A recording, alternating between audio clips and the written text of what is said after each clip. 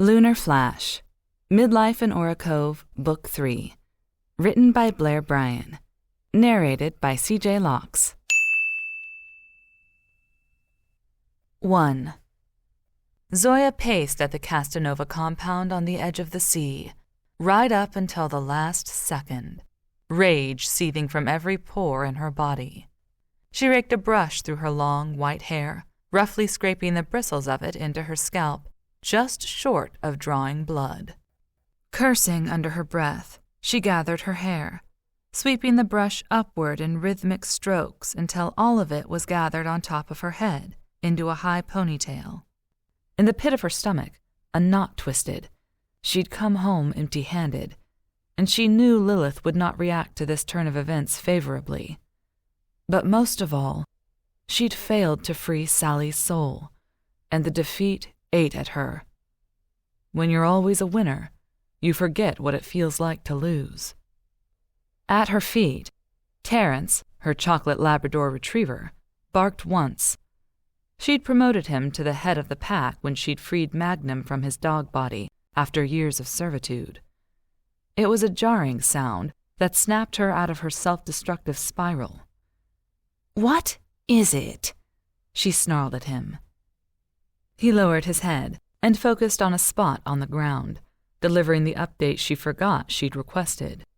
"I've prepared the altar for you, and the dog is waiting inside." "Very good," Zoya said. "You're dismissed." He jumped to his feet, and the metal choke chain around his throat jingled like a bell as he departed.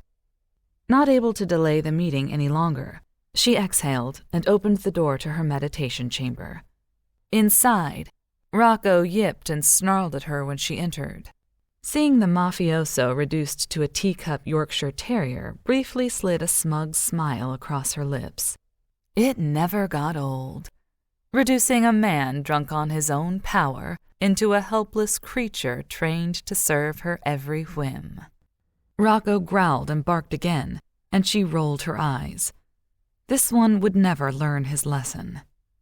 With a scowl, she snapped her fingers, sending a sharp electric jolt through him like a shock collar. His resulting squeal was satisfying, and it briefly placated her ever-present lust for revenge. "Use your words," she demanded, when he circled the room, yipping non-stop for a solid minute after the shock. "Free me now, or I will end you!" Rocco's speech distorted into a high-pitched Munchkin-style voice, like he'd deeply inhaled helium from a balloon. Zoya found it amusing and roared with laughter. "What in the hell is happening to me?" His voice was even more ridiculous the more frustrated the tiny dog became. "Do you hear how pathetic you sound?" Zoya mocked him.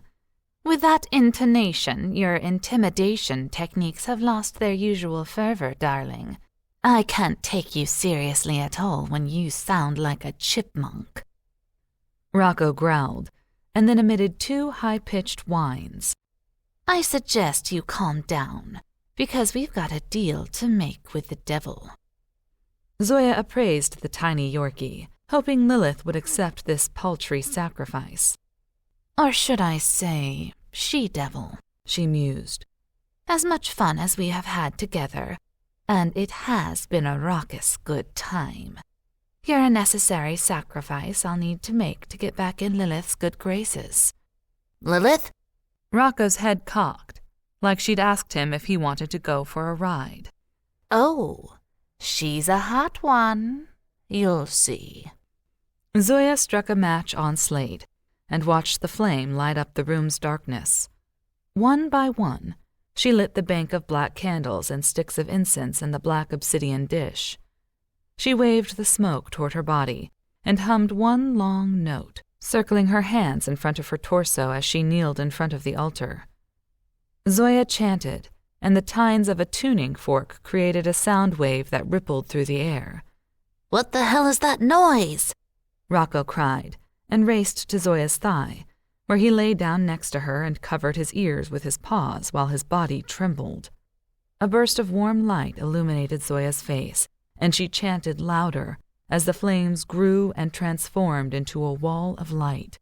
Through the portal, a vision of Lilith's nude form emerged. She was seated on a golden throne where Sally knelt at her feet, massaging them with oil. Zoya's eyes alighted on him, and she felt a tingle of jealousy. Feeling her eyes on his back, Sally turned and his forlorn gaze tangled with hers, sending daggers to her heart.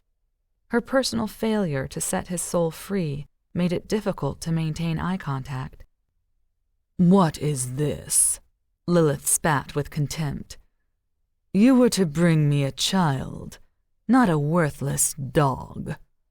She stood to her full 6-foot height and leaned forward, crossing her arms across her naked breasts. Who the hell do you think you are? Rocco stood up on his haunches, his distorted voice taking all the power out of his words. You are the one responsible for the death of my child? He attempted ferocious barks at the wall of flames that only sounded weak and pitiful. Zoya huffed in outrage, reached out to grab the annoying dog by the scruff of his neck, and placed him on his back in a submissive position. Shut up! Where is your personal accountability? Your violence is as much to blame as mine for the loss of your child. She returned her focus to the vision, ignoring any further interaction attempts with him. The child is gone, my dark queen. Zoya waved one hand at the cowering dog. I was hoping to make a deal and offer the father of the child in his place.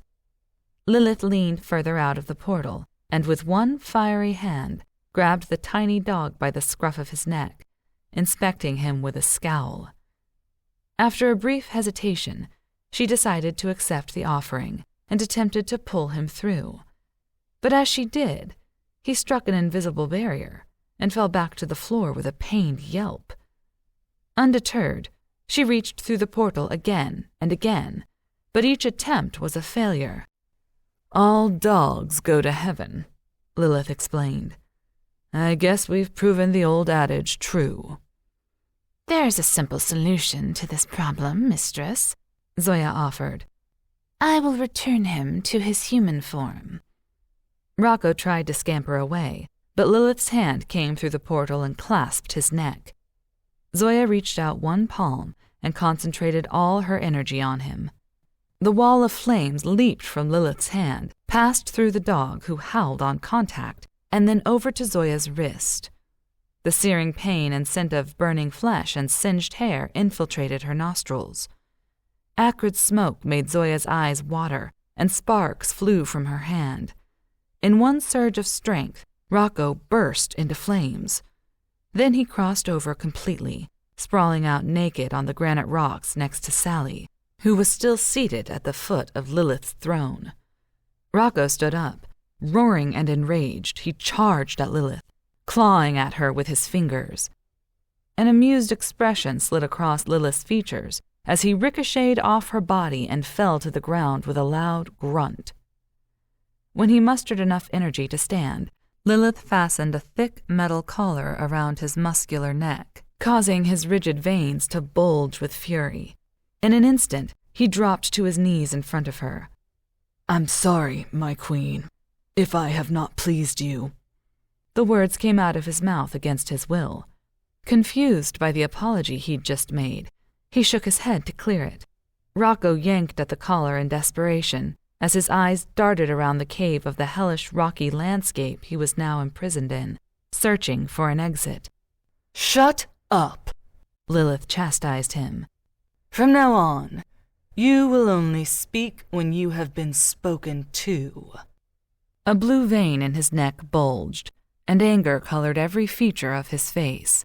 He opened his mouth to defy her, and a metal ball gag shot from her hand to clamp down on his mouth. "Did you think I was playing games?" She rolled her violet eyes and shook her head. "Stupid creatures, the entire lot. Men never learn." I couldn't agree more, mistress, Zoya said, eager to prove to Lilith they were similarly minded. Lilith stood and spread her legs wide, resting her hands on her hips. Obediently, Sally scrambled to his feet and stood behind the glowing woman. His fingers encircled her tiny waist and made their way up her torso. Seeing the sensual display, Zoya shifted uncomfortably on the balls of her feet and averted her gaze. She couldn't bear to see what came next. Zoya, my child, you must fix your gaze on me.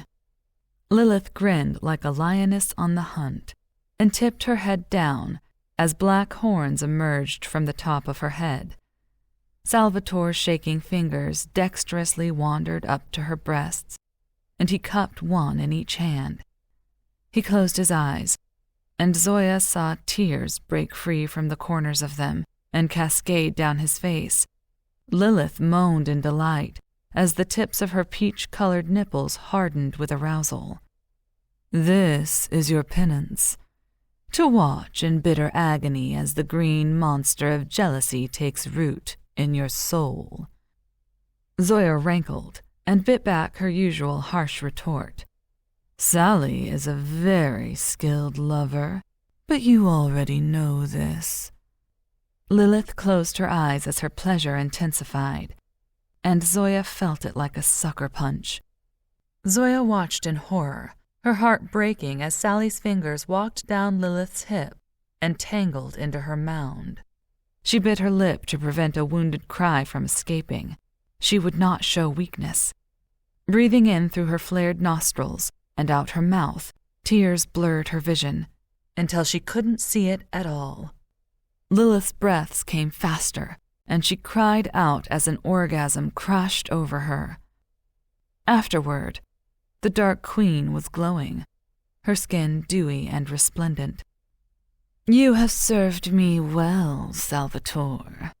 Lilith detached the chain that was connected to Rocco from her wrist and clicked it to a metal handcuff already on Salvatore's wrist. This is your reward for pleasing your mistress. Salvatore's eyes darkened into black holes of hatred. He tugged on the chain and yanked Rocco to his feet, and then quickly disappeared into the blackness. Zoya swiped her eyes with her hands, grateful for the end of Lilith's sexual gratification and Sally's participation in it. When Lilith's eyes bored into hers, she curtsied and averted her gaze. Although I accept your sacrifice, it does not fulfill the terms of our agreement. I know it was difficult to witness my pleasure with your beloved dark daughter, but that is why it is considered a punishment. It's the only way to convey the seriousness of your infraction. Zoya compartmentalized the betrayal and tucked it away into the recesses of her mind. Intellectually, she understood what transpired, but in her heart, the jealousy burned. The only way to avoid repeating the act was to make a new deal. She bowed. The infant died in utero. It could not be avoided. There must be another way I can garner your favor and earn the release of Sally's soul. A fireball burst into view and obliterated the entire vision. A cunning smile stretched across Lilith's features as her attention focused elsewhere for a few seconds. Looks like the Gabriano and Lombardo reunion is hitting a few bumps, and I must intervene. She stood. Testosterone is the downfall of mankind, but at least it always proves to be entertaining. Lilith's eyes leveled on Zoya's as she contemplated her plea. Bring me another worthy sacrifice, and I will consider your request. The flames shrank, then sputtered out, and Zoya was alone in the meditation chamber again. Her skin was flushed, and she felt desperation sear through her soul. Her thoughts circled back to Lilith, writhing her hips against Salvatore's hand. No! She shook her head to clear it, but the image returned over and over in her one-track mind. Stuck in a spiral of jealousy and rage, one truth emerged. She had to find a way to free him, because she could not bear the thought of his sexual servitude to Lilith for an eternity.